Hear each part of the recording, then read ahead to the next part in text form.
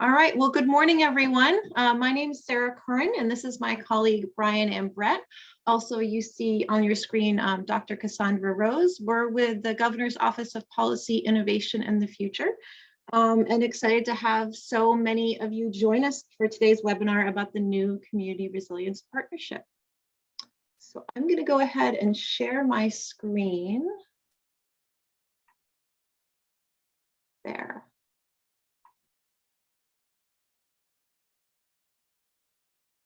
And just checking, Brian, do you see the Yes, we do. slideshow? Great. Okay. So just a couple of quick tech reminders. If you would all please remain on mute during the webinar, it'll be helpful for reducing the amount of background noise during the presentation. There's a chat function in the bottom. I think many people are pretty familiar now with how Zoom meetings work. But please go ahead and post your questions into the chat. And then we'll also have a raise hand function that's available if you have a question you want to raise. Cassie is also available if you have particular tech questions or you're having trouble figuring something out. Please feel free to send her a message directly, and she's pretty good at all of this, so she should be able to help you figure it out. So I want to talk a little bit this morning about the program overall, and then Brian and I will spend most of the time presenting about one of the three funding opportunities, the Community Action Grants. I want to start by talking just a little bit about the state's climate goals and how this program relates to them. Maine has several important climate goals that the new program supports. The first are our emission reduction targets, and those are established in state law. So 45% below 1990 levels by 2030 and 80% below 1990 levels by 2050. The governor has also established a goal of carbon neutrality by 2045, and our state has a goal to ensure that our people, industries, and communities are resilient to the impacts of climate change that we are already experiencing. So the new program supports these climate goals of the state. On December 1st of 2020, the governor welcomed the release of the state's climate action plan, Maine Won't Wait, from the Maine Climate Council, which is an assembly of scientists, industry leaders, bipartisan local and state officials, and engaged citizens. More than 200 people helped to develop the plan. And the development of the program that we're talking about today was specifically highlighted in the state's climate action plan. The state's climate action plan has 8 strategies to achieve our climate goals. They are to embrace the future of transportation in Maine with electric vehicles and by reducing vehicle miles traveled with increased access to broadband, public transit, and opportunities to bike and walk. To modernize Maine's buildings by weatherizing Maine's homes and businesses and transitioning to cleaner heating and cooling systems like heat pumps and energy efficient appliances. To reduce carbon emissions in the energy and industrial sectors through clean energy innovation so that we can achieve by 2030 an electricity grid where 80% of Maine's usage comes from renewable generation and 100% by 2050. To grow Maine's clean energy economy and good jobs because transitioning to cleaner energy generation and greater energy efficiency offers new economic opportunities for our state. And also by supporting the ability of Maine's natural resource economies to adapt to climate change impacts and embrace new market opportunities. To protect Maine's environment and working lands of waters and increase carbon sequestration, including the protection of farmland and forest land to keep it working. To build healthy and resilient communities by providing state support for communities to be proactive about understanding, planning for, and acting to reduce their risks from climate change. To invest in climate-ready infrastructure, including assessing vulnerability and improving design standards. And finally, to engage Maine people and communities in climate impacts and program opportunities through effective communication about Maine's climate strategies. The Community Resilience Partnership is established to provide grants and technical assistance to assist Maine communities or communities in Maine to reduce carbon emissions, transition to clean energy, and become more resilient to climate change effects such as extreme weather, flooding, rising sea levels, public health impacts, and more. The partnership is funded with $4.75 million from Maine's biennial budget over the next 2 years, and it includes 3 types of funding opportunities to reduce carbon emissions and help prepare for climate change impacts. The first is grants to communities for planning and implementation, grants to service providers to help small and large communities get started, and contracts with regional coordinators to support communities in implementation and securing additional funding for their priorities. The partnership was developed with input from communities, support organizations, and in coordination with state agencies. And it expands upon a community resilient pilot project that is currently helping 8 Maine communities from the coast to the lakes to Aroostook County identify and take action on their climate priorities. The new program will provide grants directly to municipalities and tribal governments for planning and action so that they can be ready for state and federal funding opportunities. And the partnership also focuses on building capacity by making grants to service providers who can support Maine communities in planning, funding, and implementing their climate and clean energy priorities. This is the first in a series of webinars that GoPIF is hosting today on each of the 3 programs. The 3 webinars will be recorded and made available for future viewing so that folks who aren't able to participate this morning or this afternoon can also attend the webinars. And now I'd like to turn it over to Brian Ambrette, Senior Climate Resilience Coordinator in GoPIF. And Brian's going to talk about program enrollment and the community action grants. Brian? Thanks very much, Sarah, and thank you all for joining us this morning. We have 110 people on the line this morning, and so we're really excited to be able to share the details of this new program with you. And as Sarah said, we're recording this session and it will be posted to the partnership's website as soon as we can get it up there, along with the slide deck. So you'll have all of those materials. The partnership was designed to be more than another grant program for communities. And we tried to envision the wraparound support that communities will need to successfully reduce emissions and prepare for climate change. So this includes assistance on the front end to get oriented and prioritize early climate actions. And then assistance on the implementation side so that communities have support in securing funding beyond this grant program to develop more complex projects. Because we hope that communities will stay engaged in the partnerships for multiple grant cycles over many years, we designed an enrollment process that will set a solid foundation for that participation. I'm going to spend a few moments on this slide here describing the enrollment process. Step 1 in the process is passing a municipal resolution or obtaining a letter from a tribal chief committing the community to participate in the partnership. We provide model language for that resolution or that letter on the website. And just as the Maine Won't Wait Climate Action Plan put all of state government on the same page when it comes to addressing climate change, the resolution or tribal letter can ensure an all-of-government approach at the community level as well. Step 2 is completing 2 self-assessments that will help the community take stock of activities that are already underway and identify potential next steps. The list of community actions contains 72 activities that align with Maine Won't Wait's 8 broad strategy areas that Sarah described just a moment ago. During the enrollment period, the community should go through the list and check off activities that have been completed and note those that should be priorities moving forward. The Community Resilience Self-Evaluation is a question-based tool to help communities think through important topics like updating hazard mitigation practices for a changing climate, understanding how climate intersects with socioeconomics and community finances. And both of these assessments will enable communities to form a snapshot in time of their progress and chart their course forward.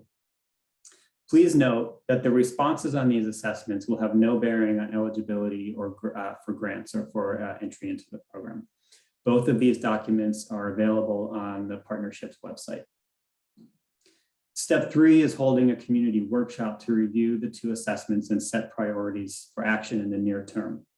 The workshop does not need to be a full-blown climate planning process, although it could be, or it could recommend that such a process be prioritized moving forward.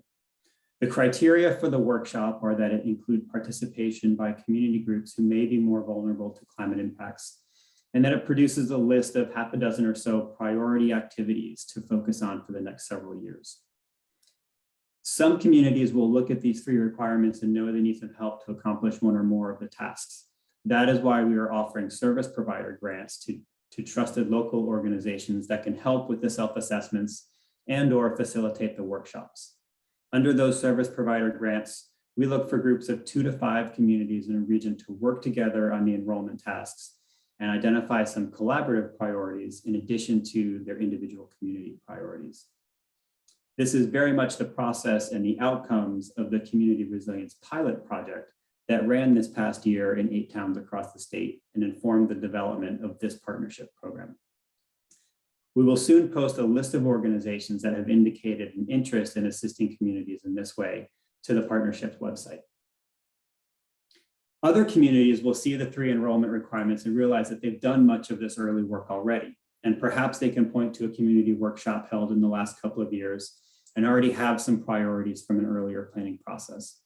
In this case, these communities would just need to pass the resolution, complete the self-assessments, and submit documentation of the workshop and those priorities. Enrollment will open on January 1st with an online enrollment form for submitting documentation of the 3 steps. And you can enroll at any time after January 1st, including simultaneously with a community action grant application. So now we're going to focus on the community action grant. So next slide, please, Sarah. Once a community has enrolled in the partnership, they are eligible to apply for community action grants through our request for applications process. These grants are intended to produce one or both of 2 outcomes: reducing community or regional emissions and improving community resilience to climate change impacts. Because the $4.75 million behind this program is sourced from the state budget, it may be used as a match for federal grants, and that's a practice that we highly encourage communities to take advantage of.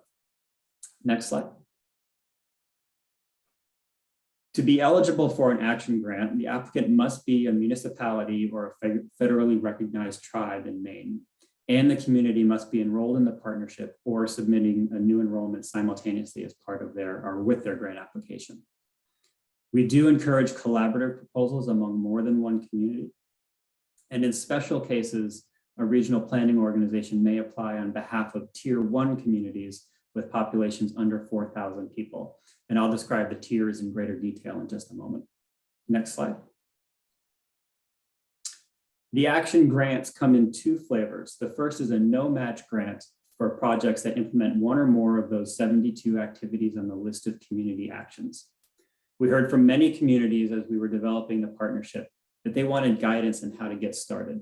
So this list, which is the same list from the enrollment requirements, is a collection of activities that are community level equivalents of the activities in the state's climate action plan. Some of those activities are low-hanging fruit, like upgrading light bulbs in your town office to energy-saving LEDs. Others are more involved, like assessing the climate risk to critical infrastructure in your community. All 72 actions on this list are eligible for grants with no matching funds requirement. Next slide, please. The second flavor of action grants is for projects that are not on the list of 72 activities, but have been identified as a community as a priority for clean energy, emissions reductions, or community resilience. Applications for these projects will require matching funds, and an in-kind match is allowed. You'll see from the slide that a percentage of the match, or the percentage of match, is linked to a community size. 10% match for small and medium-sized communities, and 20% for larger communities. The tier structure is based both on population and the town's tax assessment as calculated by the state treasurer's office for revenue sharing projections. And Cassie's going to put that link in the chat for you so you have access to those calculations. Tier 1 communities are those with fewer than 4,000 residents. Tier 2 communities are between 4,000 and 10,000 residents or have a state tax assessment of less than $25 million. And for tier 3, they must meet both criteria, be over 10,000 people in population and have a tax assessment over 25 million. Next slide, please, Sarah. There will be 2 grant rounds per year for the community action grants. The first deadline will be on March 22nd of next year. Awards are capped at $50,000 for individual communities and $100,000 for multi-community collaborative proposals. There will be quarterly and final reporting requirements associated with the grants, as well as a short write-up to be used as a case study that communities that communicates the outcomes and lessons from the project so that other communities in Maine can learn from your work. Next slide. We do need to ensure that the benefits from this grant program and the projects it supports are shared across the diverse people of Maine and the communities. So to that end, strong proposals will include descriptions of robust community engagement when appropriate, especially those that are most vulnerable to climate change impacts, and should consider how the outcomes and benefits of the projects are distributed equitably. Next slide, sir. As I said, the first application deadline is March 22nd. And communities are welcome to enroll in the program anytime starting January 1st, up to and including when they submit their Action Grant application. In addition to this webinar, we will have a process for submitting written questions, which must be submitted by January 18th, following the instructions in the RFA document that's available on the website. The answers to all of those questions, as well as the questions from today's webinar, will be posted so that everybody can see the responses. Next slide. And this slide is a summary of what I just discussed as far as the enrollment process and then applying for community action grants once the community is enrolled in the program. And this will be included in the slide deck that we post, so don't feel like you need to digest the slide entirely at the moment. Next slide. And as I've mentioned several times, there is a website, and no doubt most of you have seen it already. It is www.maine.gov/future/climate/community resilience partnership, with hyphens between community resilience and partnership. And it contains information on joining the partnership, the 3 program application forms, and a section on frequently asked questions for you to start answering your questions. The website also contains the model language for that municipal resolution or letter from a tribal chief. It contains links to the 2 self-assessments that are a part of the enrollment process. And in the near future, as I said, we'll post a list of service providers who've indicated that they are interested in supporting communities through the process. And starting on January 1st, you'll find the enrollment form available for getting enrolled into the program. I'm going to turn it back over to Sarah now to describe briefly the other 2 grants that are associated with the partnership, and then we'll move into some questions from you all. Thanks, Brian. So I want to just talk briefly about the other 2 funding opportunities that are part of the partnership. Both of them have separate webinars happening later today, but we wanted to make sure that we presented the full picture to you this morning, and then we'll open it up to some questions. Let's see.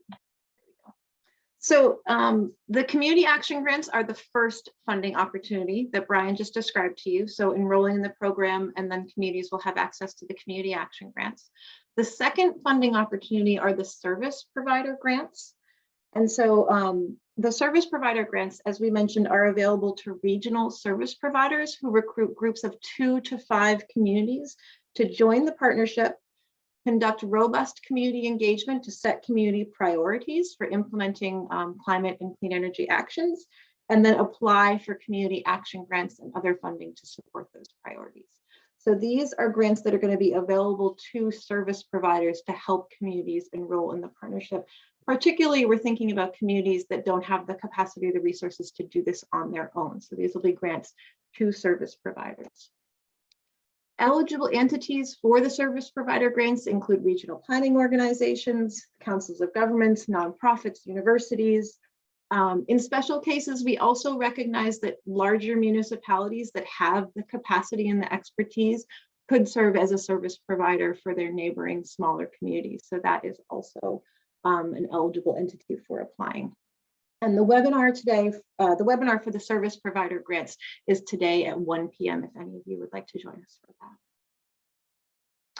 The third funding opportunity that I want to talk briefly about, so we have the community action grants, we have the service provider grants, and then we also have a request for proposals for regional coordinators. The state of Maine is seeking proposals to provide technical assistance to communities in Maine to reduce energy use and cost, transition to clean energy, and become more resilient to the impacts of climate change. So this is intended to complement both the action grants and the service provider grants. The service provider grants, you'll recall, are available for service providers who recruit groups of 2 to 5 communities. These will be larger opportunities for organizations who want to serve as a regional coordinator to provide technical assistance to all of the communities in that region. So the intended outcomes from the RFP, the Regional Coordinator RFP, are groups of 12 to 15 communities secure funding and other resources to implement their priority climate and energy projects. And the idea here is that we want to demonstrate innovative and replicable models for regional technical assistance. So more information about this RFP is available on the website, but this is the third funding opportunity. The webinar for this one is this afternoon at 3 p.m. And so we also wanted to just make sure that all of you were aware of this one. And the eligible entities for the regional coordinators RFP are similar to the eligible entities for the service provider grants. So now we want to take some questions about the community action grants. I think probably with so many people on the line, the easiest way to do this is to have you please put your questions into the chat. And Brian and I will just kind of work our way through the list and answer as many of them as we can. I do want to just point out that because of the rules and regulations surrounding both the RFA and the RFP processes, we can't answer questions about specific individual proposals. So the questions that we can answer today on the webinar would be more general about the programs and the funding opportunities more broadly. So if you want to put your questions into the chat, and we'll take some time to answer those. And then we'll also be, as Brian mentioned, compiling those into a document that will be posted to the website so that everybody has access to the questions and the answers from the webinars today, even if they weren't able to attend. So with that, I'm going to stop screen sharing and we'll go ahead and take some questions. Thanks, Sarah. So as Sarah said, we're going to ask you to put your questions into the chat for 2 reasons. One, so that we have a clear written question from you that we'll be able to share later on in a document with all the questions. And then what I'm going to do is ask the person who asked the question in the chat to come off of mute and ask their question verbally for us as well, so that everybody can hear it. So I'm going to start with Cynthia. You had a question about our grant subject to the same maximum request. So would you just go ahead and unmute yourself and ask your question?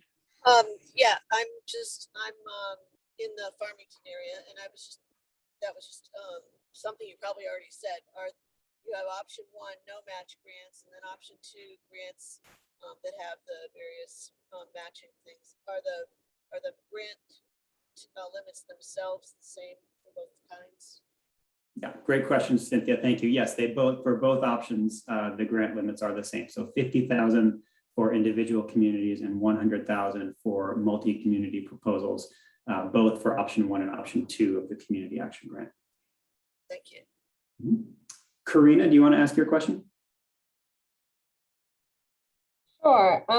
Yeah, my first question was, can a municipality apply for their own grant as well as participate in a group grant within the same round? Or is everyone limited to 1 grant per round? Good question. Thanks, Karina. I think we want to keep communities limited to 1 grant per round. That will help us make sure we've got enough funds from the program to distribute around the state.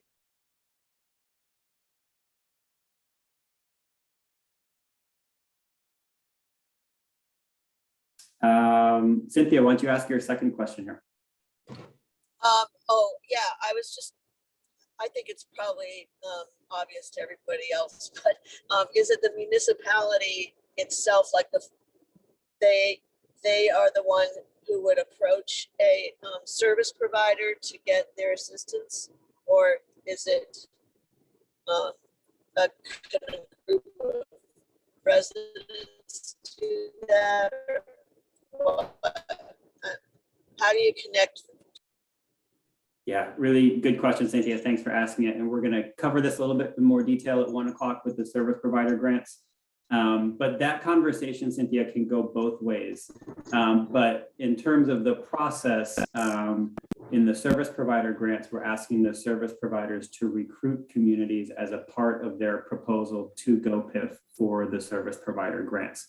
But where that discussion gets initiated, whether it's community initiated or service provider initiated, either one is fine.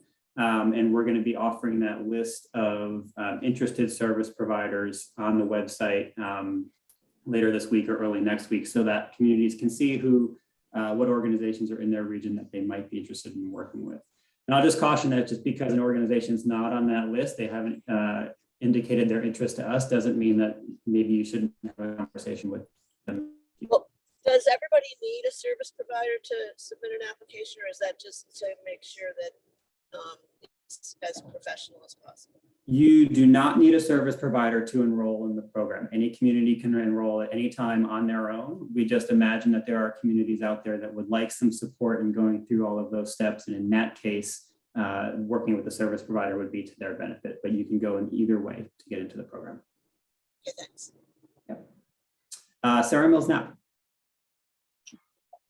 Thanks, Brian. I'm just curious, for those communities that have climate action plans or have gone through a similar process, can they just submit those documents, if they've been adopted by their councils or boards, as equivalent enrollment documentation?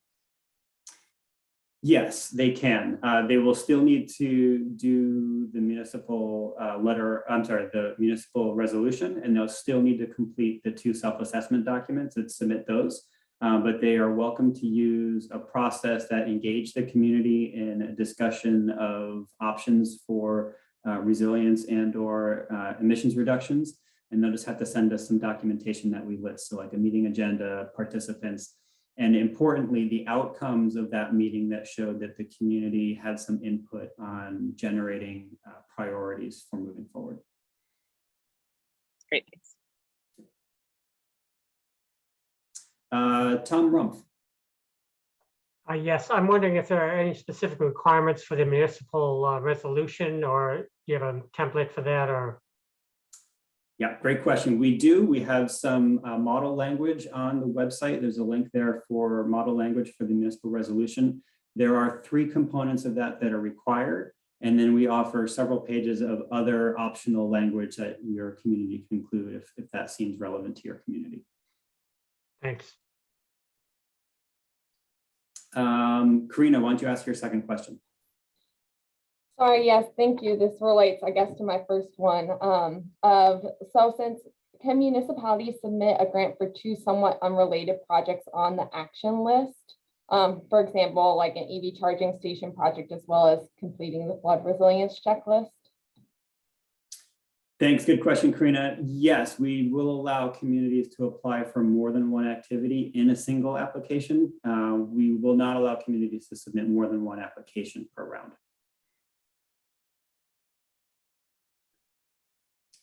Mason Morfitt, go ahead.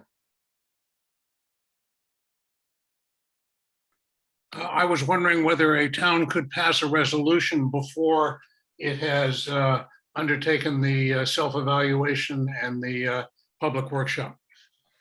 Yeah, good question, Mason. Thank you. I think we're somewhat agnostic to the order in which those 3 steps happen, other than we want the community workshop to sort of respond to the results of those self-evaluations if the community is doing a new workshop. If they've already gotten a workshop in the past that qualifies, that's not possible. So yeah, whether or not the resolution is passed before or after the other 2 steps is really going to be up to the town's town meeting schedule. Thank you. Let's see, Julie Rosenbach, you're next. Some of my question, I forget what my second question was, but so if it's 2 municipalities are joining together, can one submit a project and another one submit a different project where you're both partnering? Again, I think we'll answer this in the same way that we answered it before. We'd like to see communities applying one time per grant round. So they would, in that case, Julie, you probably have to choose which proposal you'd like to submit. And then your first question was also about how we'll evaluate the proposals for funding. And we've listed evaluation criteria in the RFAs that accompany the program. So you'll be able to see the criteria for scoring there. Thank you. Stephen Ryder.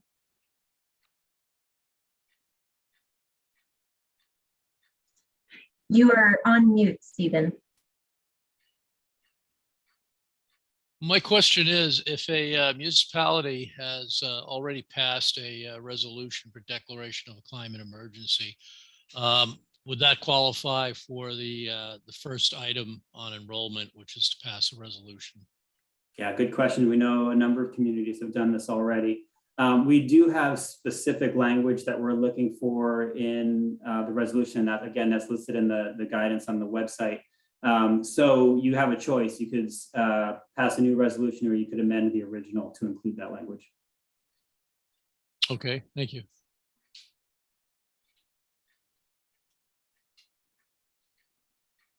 Karina, you've got another question here.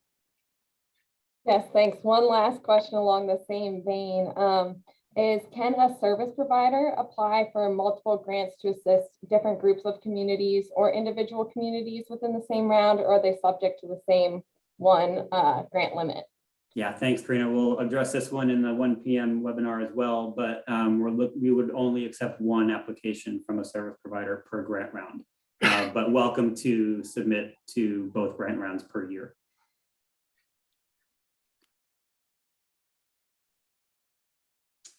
Josh Caldwell.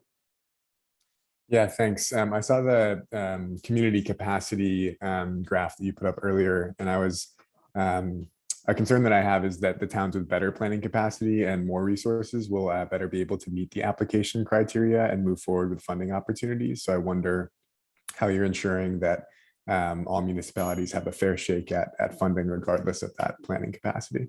Yeah, thanks, Josh. Yeah, we've been thinking long and hard about this one. This is a couple of ways of answering this question. One, we do actually anticipate that in this first round or early this year, the communities that have done some legwork already will be the ones who are applying for the community action grants. And it will probably take until the next grant round for those communities that have either lower capacity or haven't gotten started yet to get ready to do the enrollment process. And so we anticipate that the communities that have a leg up will be the ones that are more likely to apply in this first round, and then we'll see across the state hopefully more communities coming and participating later in 2022 in the next grant round. We for the service provider grants, and we'll talk more about this afternoon, we'll be looking to make at least one of those grants in each of 4 regions across the state. And that will help get some geographic distribution around the state. And it is the fact that we have those service provider grants available that it should help the lower capacity communities get ready for enrollment, enroll in the program, and then have some assistance in applying for those community action grants. So Josh, I'll actually encourage you to listen in on the conversation at 1 o'clock to hear more about that. Thanks, I'll do that. Great, Mary Blackstone.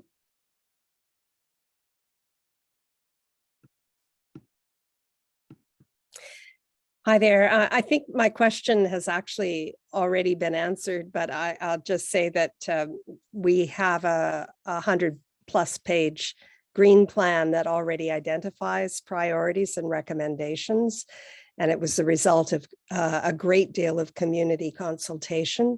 So I'm assuming that basically lays the groundwork for the resolution and enrollment, or not? Mary, without getting into the specifics of that case, if I will just say that if it sounds like you had some public process associated with that, and if you can supply the documentation that we're looking for, generally speaking, it sounds like that would be a helpful start to your process. Thank you. Mm-hmm. Mark Ironman, and I'm going to ask Sarah to answer this question. Brian, I put a question in the chat that you skipped over, and that is, do communities have to be concerned when they're thinking about costs of projects, about having to pay prevailing wage rates under the state law? So Mark, thanks for the question. It's a really good one. The money will be granted to the communities, and so it is not subject to the spending requirements that state funds would be subject to, is my understanding, but I do want to just confirm that with procurement. It would be subject, it would not be subject to any federal requirements because Right. they are state budget dollars, but I do want to confirm if we grant the money to you, if it's still subject to state requirements. So let me follow up about that, and we'll make sure that we provide it in the Q&A. Yeah, because that's an important issue when you think about costing out. Because, for instance, if you take Maine Department of Transportation locally administered project money, which is state money, there you have to meet the state prevailing wage rate requirements, which in many areas are significantly higher than what the sort of the local rate might be. And so you have to really plan for that in budgeting. Yeah, I'll confirm about the particulars for these dollars specifically. I will also flag, I mean, these grants go up to $50,000, $100,000 for a multi-community proposal. So major infrastructure projects will also require probably additional funding. And so then it's a question of navigating the funding requirements for those dollars as well. But let me confirm with that, and we'll make sure that we post the answer in the Q&A summary. Thank you. Thanks, Sarah. Thank you, Mark. Carol Boothroyd. Thank you very much. My question had to do with the grant itself and grant writing. As of yet, we don't know if there will be service providers in our area up here in Piscataquis County. I'm wondering, is there a pool of grant writers who might, make themselves available, or is there training to help communities that don't have as much experience in grant writing? Thanks, Carol. Definitely a good concern. We are not going to initially maintain that kind of pool that you're talking about. So we're definitely hoping that the service providers will be able to provide that kind of service. And we do expect, and we'll talk about this at 1 o'clock, that the service providers include in their suite of services to communities assistance in applying for the community action grants. And if there are other opportunities for funding that make sense, that is part of the charge of the service provider. Sarah also shared the RFP that we'll have, this is the third grant program that Sarah talked about, the regional coordinators. And they will hopefully be available to provide some assistance with grant writing, identifying grants, grant writing, and grant management. But we don't anticipate that is the coordinators are going to be online until probably the spring of next year. That's just how long it's going to take the grant process and the contracting and the hiring and all of that to go through. So we do hope to bring that service online probably in the second part of next year on a regional basis. So stay tuned there. Thank you. Mm-hmm. Miranda Nemeth.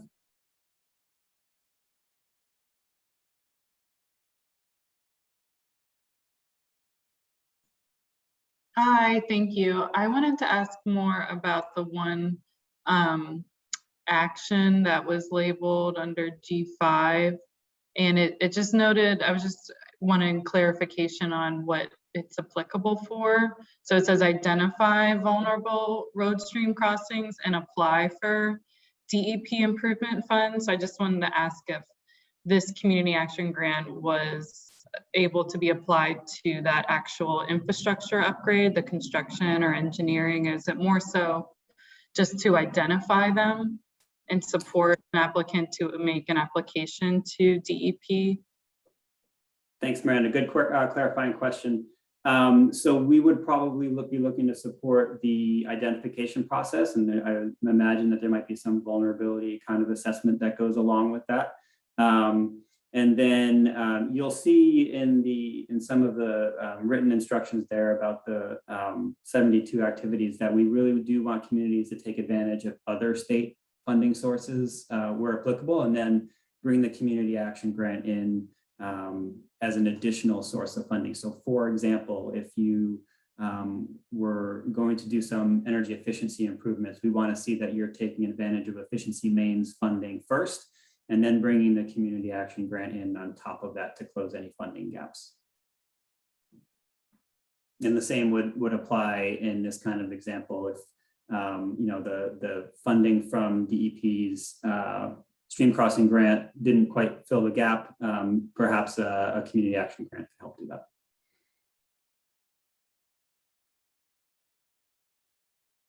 Roberta Hill.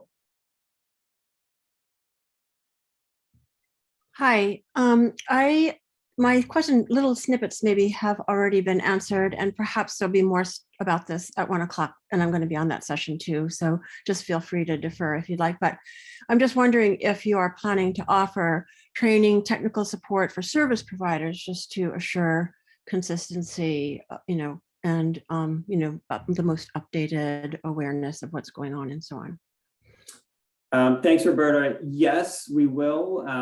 Probably that's a future component of the program that will come online, but not immediately.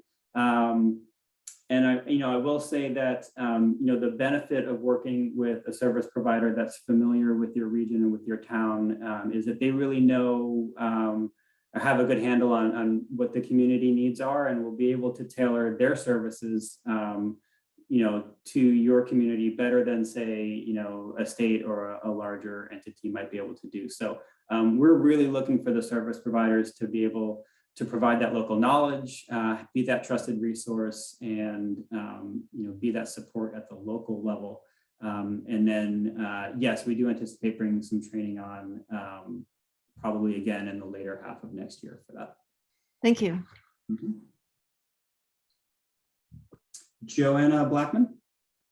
Hi, yes, we can pass this over. It wasn't a question, just a response to the grant writing question that, I know A Climate to Thrive is applying to be a service provider and be happy to help with grant writing. And I can connect that with my second question that I added. But as you answered that grant writing question about assistance for communities for that, it made me wonder if service providers can help support additional service providers being developed in communities that are at the beginning more underserved. So just a thought that I had, wondering if that might be possible.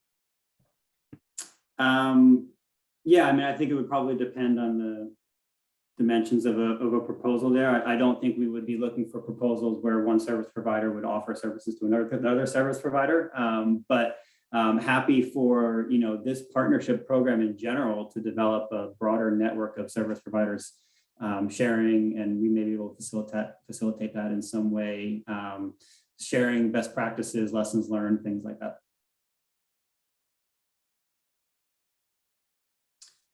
Thanks, Joanna. Rachel Lynn Rumson, please.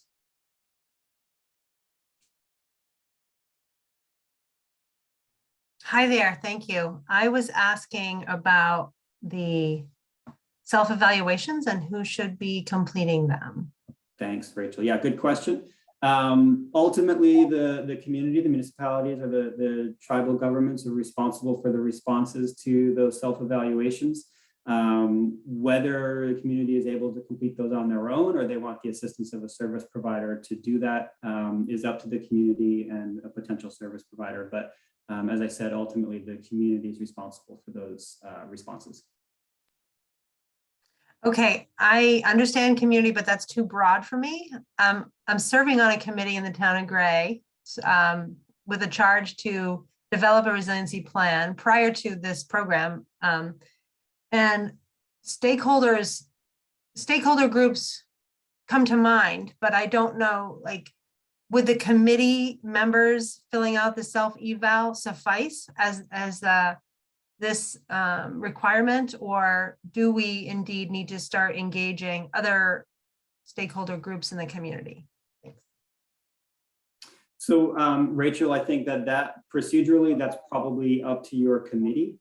However, the language in the municipal resolution that is required will reference those assessments. And so you'll probably want to have a municipal official involved, or at least signing off on those before that resolution is passed. That makes sense. Thank you. Mm-hmm. Ann Bagala. Thank you. Rachel and I are on the same committee. We just happen to stack up our questions. So my question was just about you. I think you alluded to, the whole plan, including eventually wraparound services, sort of to support communities as we go down the way. And I'm just wondering if there's a sense yet of what that might look like, and specifically, do you anticipate creating opportunities for communities to share with each other, to share lessons learned and really, share learning? Great question, Ann. Thank you.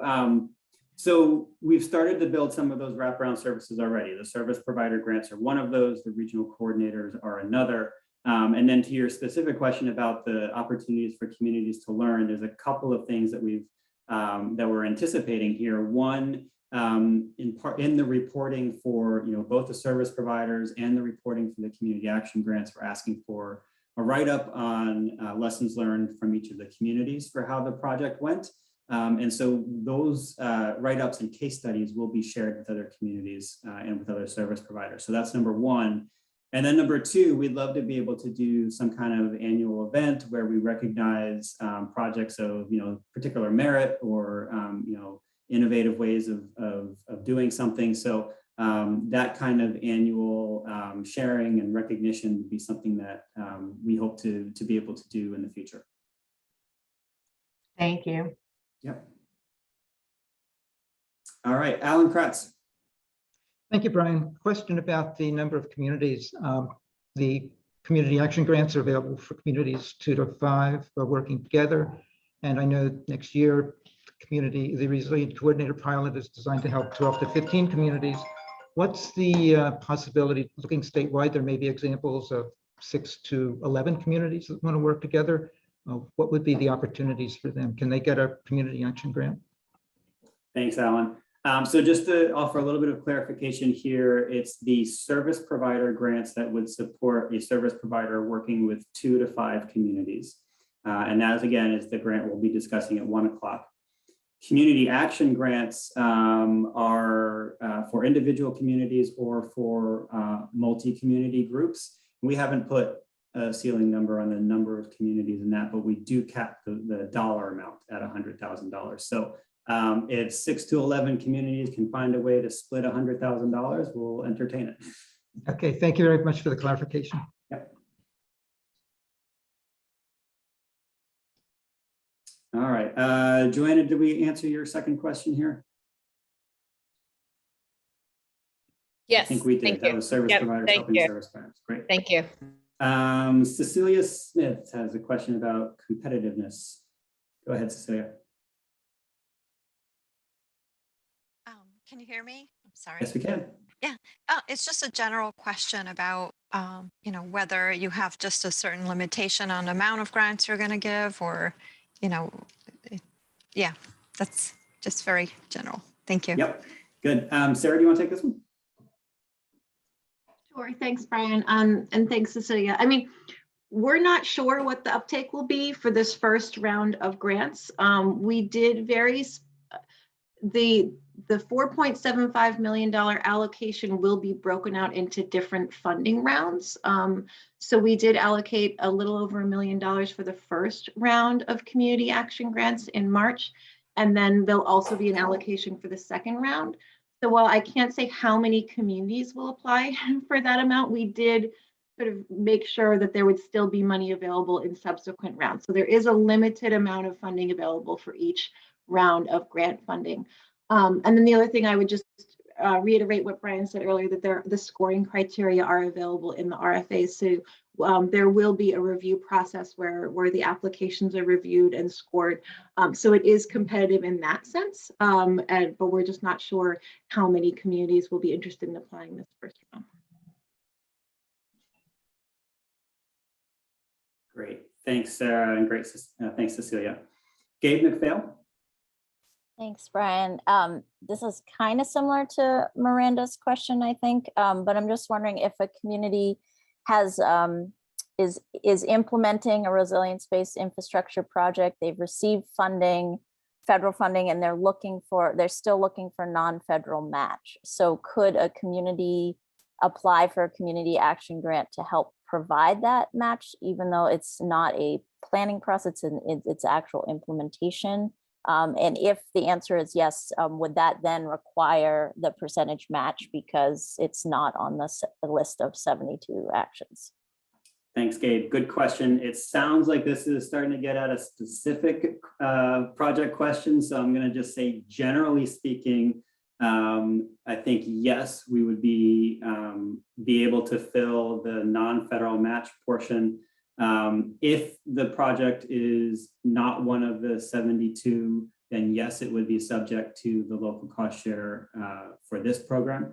But again, I think we have to get into the specifics in a proposal to sort of understand all of the details of this for your specific project. Thank you. Mm-hmm. Karina Grader? Yes, thank you. My question was about that list of community actions. Is it sort of set in stone as it is now, or will it be updated over time as the program develops?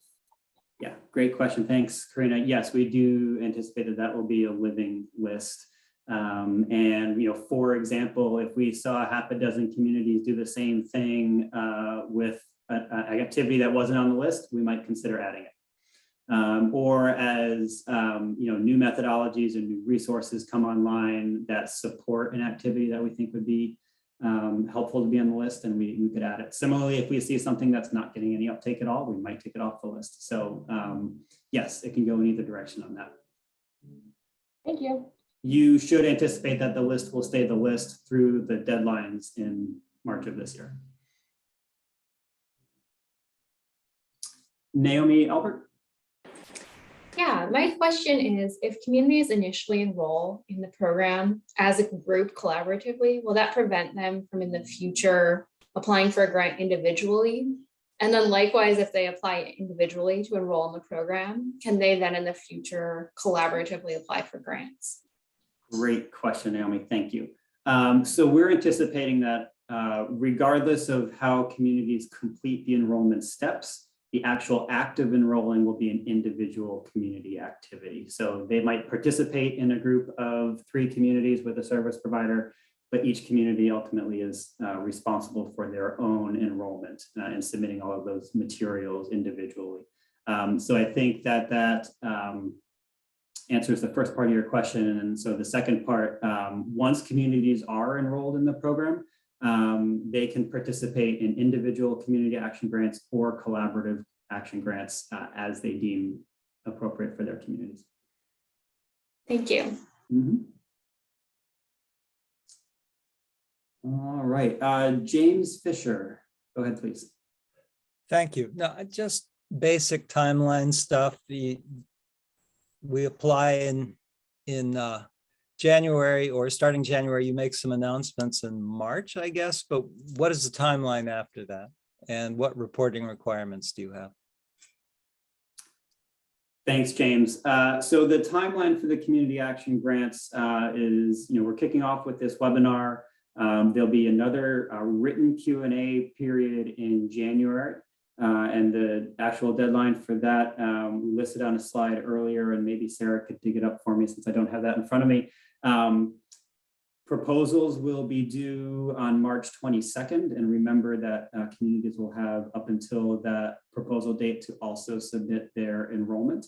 And then after March 22nd, we'll be reviewing the proposals and making awards to communities. And the 12-month clock for implementing with the community action grants will start on the date of the award to the community. And then reporting requirements are described in the RFA document. So I'd encourage you to look at those. So Brian, I just checked that. So the questions for the community action grants are due on January 18th. And then as Brian was saying, March 22nd is the applications. The contract terms for the community action grants will depend a little bit on what is the action that's being proposed. So it may go, I think those can go up to 2 years, so they may go a little bit longer. The 12 months was for specifically if a service provider is applying to help a community enroll and apply for funding, those contracts or those awards will be for 12 months. So I think, Jim, we were starting to mix up a couple of things there. So I hope that's helpful clarification. All right, and I just want to make sure we're cognizant of the clock here.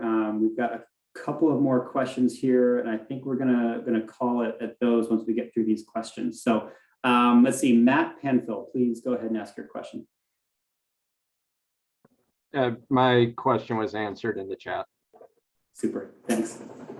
So just for anybody who didn't see Matt's question, it was where can you find the list of community actions and the community resilient self-evaluation? Those are both on the website under the Join the Partnership link. All right, let me see. I'm going to jump back. Cynthia, you asked a question to me in a direct message. I don't know if that was intentional. Go ahead and ask your question to the group. The one about the school district? Yes. Yeah, okay, so I don't know if it even works at all, but if we have a regional school district and I don't know how many towns, like 6 or 7 or something, if you wanted to fund something that was basically for that school system, like you'd have to have all of those towns be the applicant together in a group? Is that what you do? Or? Yes, Cynthia, that sounds right. That the group of towns would be the applicants, and then the school district would probably be a partner on that application. Okay. Okay, thanks.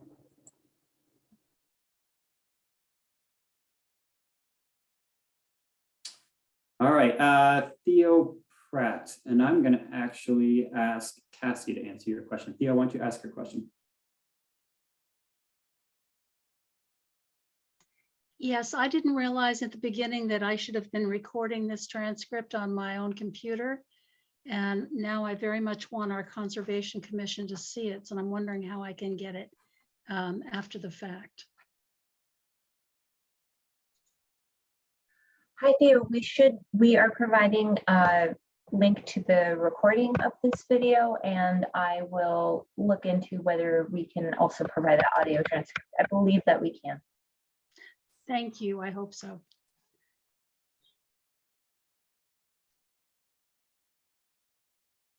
Great. Last question, and then we're going to close it off. Alan Kratz.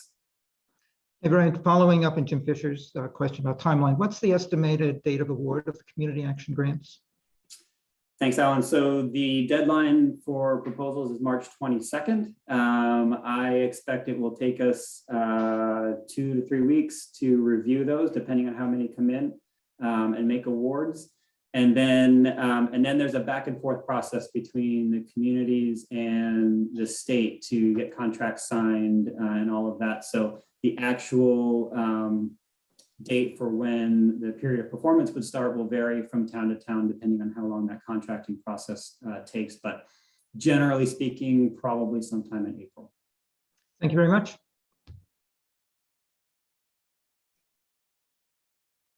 All right, I'm going to turn it back to Sarah to take us home. Thanks, Brian. So I just wanted to remind everyone that there is an opportunity to submit additional questions. So you can, if you look at the request for applications for the community action grants, there's a form there that you fill in the question that you have and send it to us. And then we'll be compiling all of the questions that we got today in the chat together with any that we receive as well in writing. And we'll issue sort of written PDFs so you can see the responses to all of the questions. So if you leave the webinar today and you have another question, feel free to send it along to us using that form in the RFA. And as Cassie noted, we'll make this webinar recording available. We'll make those questions and the responses available. So we look forward to continuing to to work on this program and getting the word out. Thank you all very much for joining us today for the webinar. We're really excited to get this program launched and to be able to provide support to the projects that you're initiating. And then just a reminder that there are 2 more webinars this afternoon. So the one at 11 o'clock for the service provider grants, and then the one this afternoon for the RFP for the regional coordinator positions. And those also will be recorded, made available if you're not able to stay online. So Sarah, I'm again, just going to please- clarify that it's 1 o'clock and 3 o'clock. Oh, thank you. 1 o'clock and 3 o'clock. We're at the 11 o'clock now. And then just to remind you, the website is available. We have a frequently asked questions on that. All of the forms that you would need for enrollment are available on the website. Both of the request for applications and the request for proposals are available there. So there's a lot more information on the website that I think will be helpful to you as well. And thank you all very much. We really appreciate your time today.